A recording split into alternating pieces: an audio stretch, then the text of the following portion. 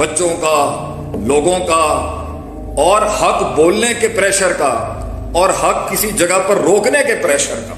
اپنی نفس کی اندر کی مستیوں کا اور اس کی شہوت اور شک کے بیچ کی ان لہروں کا، اور خارج سے آنے والے وقت کوئی تو ہے جو سمجھتا ہے۔ تو اس آیت نے مجھے اتنا سکون دیا کہ اللہ کہتا ہے اِنَّكَ قَادِحٌ إِلَىٰ رَبِّكَ قَدْحًا،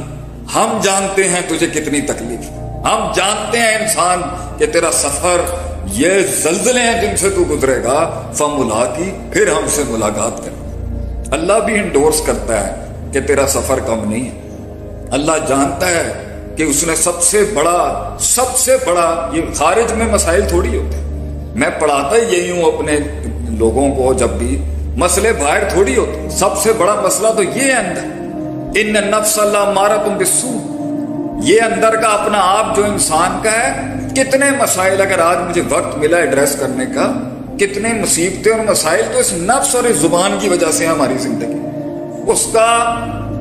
مسئلے مسائل سالو ہو جاتے اگر وہ نفس ٹھیک ہوتا، تو کچھ مصیبتیں اور مسائل ہمارے اندر اکثر ہماری ہی کریٹ کرتی ہیں۔ اور اللہ بھی کہتا ہے قرآن میں ظہر الفساد فی البر اور تری on the lands and on the oceans,